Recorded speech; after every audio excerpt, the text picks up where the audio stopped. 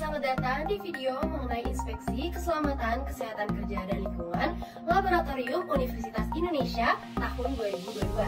Pada kesempatan kali ini, kami dari kelompok 7 ditugaskan untuk melakukan inspeksi di ruang biosafety yang terletak di Gedung Biologi FIPA UI. Sebelum mulai, kita kenalan dulu yuk dengan anggota kelompok 7. Perkenalkan, nama saya Michelle Manuela Bernasti, Biologi 2019. Dan perkenalkan, saya Audrey dari Biologi 2020. Ruang biosafety terletak di Gedung Biologi FIPA UI lantai 1, tepatnya di sebelah ruang preparasi mikrobiologi. Berikut adalah tampak sekilas dari ruang biosafety.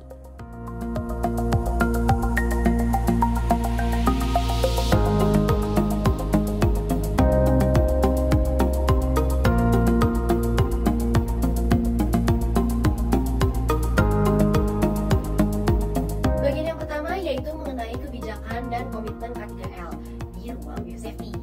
Nah, ruang biosafety telah memiliki kebijakan tertulis tentang K3L dan kebijakan tersebut telah dikomunikasikan kepada semua pekerja di laboratorium dengan cara melakukan induksi lab sebelum pekerja tersebut menggunakan laboratorium.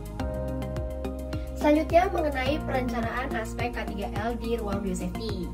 Di ruang biosafety ini belum ada pedoman atau peraturan K3L yang dilakukan secara tertulis, hanya dilakukan secara lisan saja. Selain itu, kepala laboratorium atau ketua tim peneliti juga belum melakukan identifikasi bahaya, penilaian risiko, dan pengendaliannya terhadap semua kegiatan yang sedang berlangsung.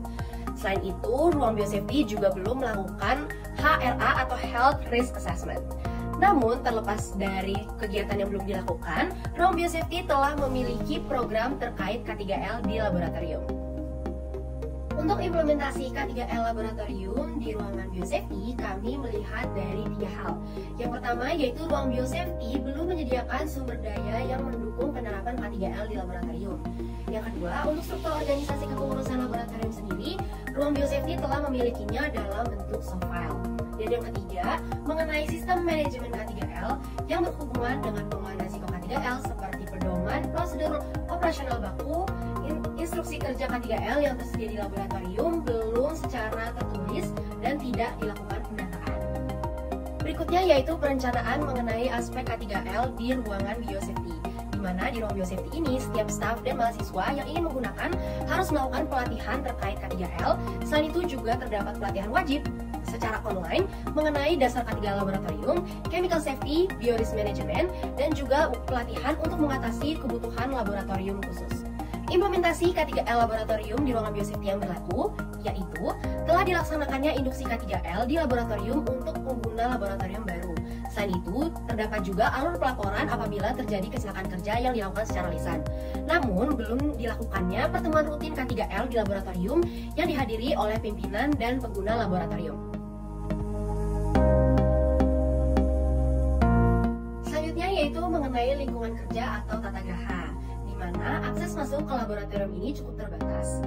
Staf dan mahasiswa yang ingin menggunakan laboratorium ini harus melakukan mekanisme peminjaman lab. Selain itu, permukaan area di ruangan biosafety bersih dan tertata dengan baik yang didukung dengan adanya area persiapan. Selanjutnya juga terdapat kegiatan housekeeping yang terjadwal dan terdokumentasi. Di ruang biosafety ini, benda yang berat telah disimpan di rak penyimpanan bagian bawah. Selain itu, benda yang disimpan di rak penyimpanan memiliki jarak minimal 50 cm dari langit-langit.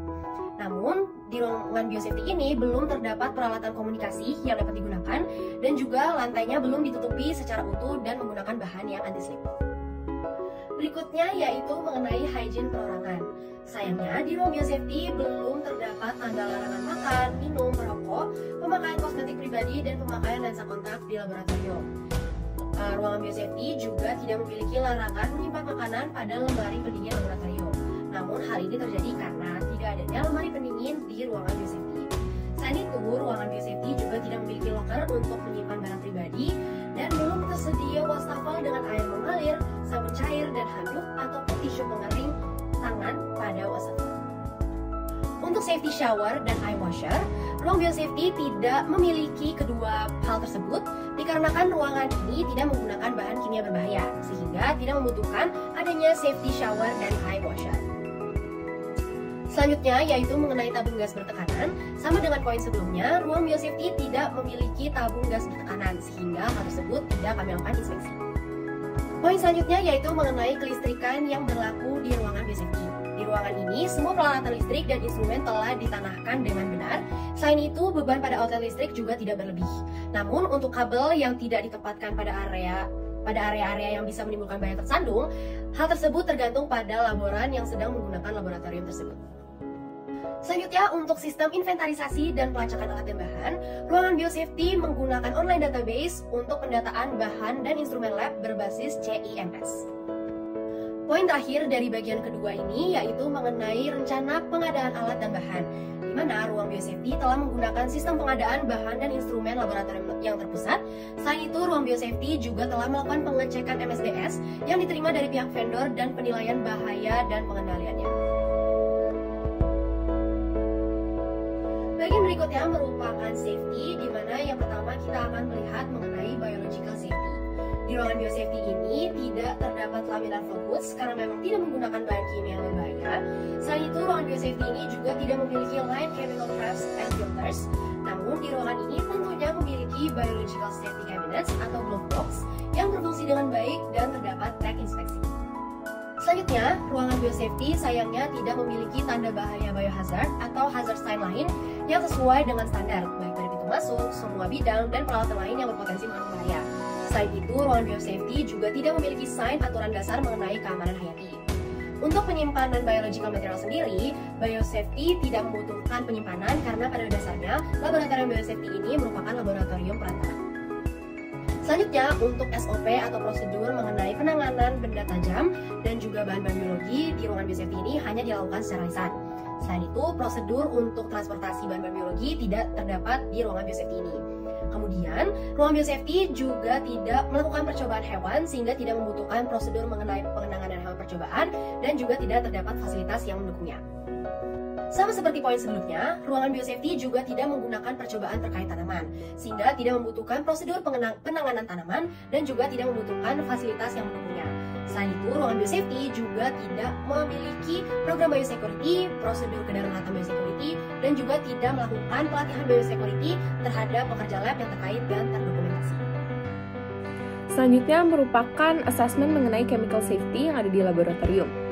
Semua staf dan atau mahasiswa mengetahui apa yang harus dilakukan jika terjadi chemical emergency dan juga dilarangnya penggunaan pipet melalui mulut. Namun, dikarenakan tidak adanya alat sentrifugal, maka pada poin 56 tidak diketahui, serta pada poin 57 mengenai penggunaan lift khusus barang ataupun troli tidak digunakan pada laboratorium ini.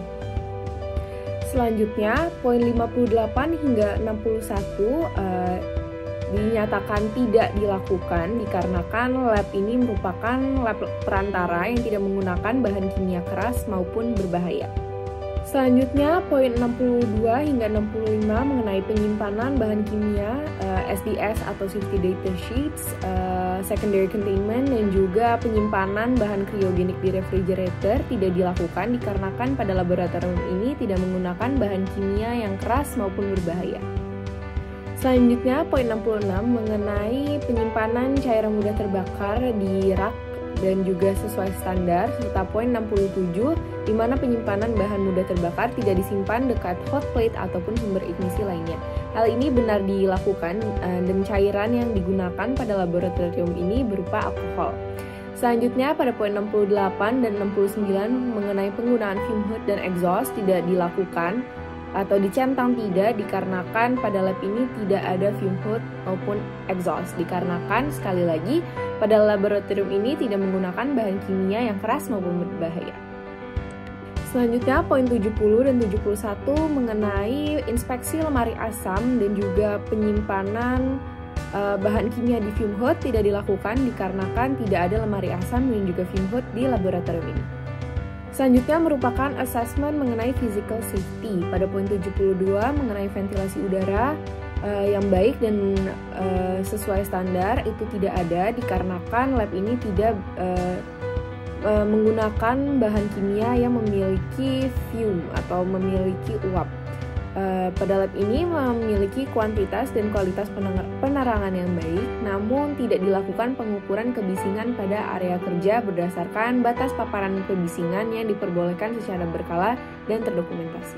Kemudian pada poin 75 dan 76 mengenai manual handling aids dan juga step ladder untuk menjangkau barang yang diletakkan di atas itu dicentang tidak ada. Lalu pada poin 77 mengenai benda yang sering digunakan disimpan pada tempat yang mudah dijangkau tangan itu dicentang iya, serta tidak adanya penggunaan kursi yang sesuai dengan postur tubuh atau ergonomis, sehingga pada poin 78 dicentang tidak. Selanjutnya merupakan assessment mengenai keselamatan radiasi, dan pada poin 79 hingga poin 85 mengenai radiasi dicentang tidak dikarenakan pada laboratorium ini tidak menggunakan materi biologis yang memiliki radiasi. Selanjutnya merupakan assessment mengenai mechanical safety, di mana tidak terdapat primary safeguarding pada point of operation dan bagian mesin lainnya yang berpotensi menimbulkan bahaya, dikarenakan ditinjau bahwa di laboratorium ini tidak menggunakan alat yang berbahaya. Oleh karena itu pada poin 87 mengenai complementary equipment pun tidak ada. Selanjutnya mengenai maintenance alat, benar adanya dilakukan secara berkala dan dilakukan lockout power sebelum di-maintain, serta maintenance dilakukan sesuai dengan prosedur. Namun pada laboratorium ini maintenance hanya sebatas pembersihan. Selanjutnya merupakan assessment mengenai APD atau alat pelindung diri, di mana terdapat sign pemakaian APD yang spesifik serta tanda larangan pemakaian APD di luar laboratorium. Namun tidak ada tempat penyimpanan APD dikarenakan jas lab dan sarung tangan serta APD yang digunakan lainnya dibawa secara pribadi karena merupakan milik pribadi. Selanjutnya merupakan assessment mengenai pengelolaan limbah yang ada di lingkungan, di mana tidak terdapat SOP penanganan limbah di lab dan tidak didokumentasi, namun dinyatakan bahwa limbah dikelola secara pribadi. Oleh karena itu tersedia tempat pembuangan limbah lab berdasarkan jenisnya, dari limbah B3, limbah infeksius, limbah radioaktif maupun limbah umum. Lalu pada poin 94 mengenai pengelolaan limbah, tidak terdapat dokumen pembuangan limbah laboratorium beserta sharing report dari vendor. Selanjutnya merupakan assessment mengenai persiapan keadaan darurat, di mana pada poin 95 hingga poin 97 dinyatakan iya dan juga terdapat bukti dokumentasi pada kolom dokumentasi. Selanjutnya pada poin 98 hingga poin 100 dinyatakan tidak dikarenakan pada lab ini tidak ada APAR maupun sprinkler. Selanjutnya poin 101 hingga poin 104 dinyatakan iya dan juga memiliki dokumentasi berupa exit sign yang terdapat pada pintu.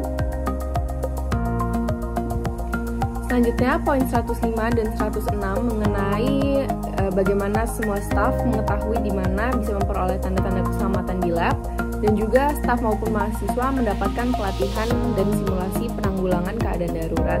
Namun hal ini tidak dilakukan sehingga dicentang tidak dikarenakan mahasiswa belum diberikan pelatihan dan simulasi, namun staf sudah. Selanjutnya merupakan asesmen mengenai tinjauan dan juga pemeriksaan manajemen, di mana pada poin 107 tidak dilakukannya inspeksi ke-3L secara rutin untuk melakukan pemantauan. Namun jika ada insiden akan diinvestigasi, sehingga pada kolom atau poin 108 dicentang iya. Namun insiden tidak dilaporkan pada UPT K3L dan juga tidak ada implementasi audit internal oleh K3L di laboratorium. Poin terakhir yaitu apakah pernah dilakukan ulang tinjauan terkait penerapan SMK3L. Hal ini tidak dilakukan dikarenakan tinjauan yang dilakukan itu hanya berupa diskusi dengan kepala laboratorium. Berikut merupakan total jumlah centang iya dan centang tidak maupun centang tidak diketahui, dan persentase pemenuhan SMK3L Laboratorium Biosafety yang ada di Gedung Biologi adalah sebesar 40,71%. Kesimpulan dari asesmen dari ruang biosafety dapat dikatakan bahwa Ruang biosafety itu merupakan laboratorium perantara sehingga berbagai peralatan untuk menunjang kegiatan penelitian tidak begitu banyak dan tidak begitu lengkap. Setelah dilakukan assessment, didapat bahwa total jumlah inspeksi K3L yang memenuhi sebesar 46, tidak terpenuhi sebesar 67, dan tidak diperlukan sebesar 6. Sehingga persentase keseluruhan untuk pemenuhan SMK3L laboratorium hanya sebesar 40,71%. Saran dari assessment yang dilakukan adalah perlu ditinjau kembali berbagai hal terkait program K3L laboratorium serta pemeriksaan dan tinjauan manajemen untuk meningkatkan keamanan serta kenyamanan ruang biosafety. Sekian dari kelompok kami. Terima kasih telah mendengarkan. Wassalamualaikum warahmatullahi wabarakatuh.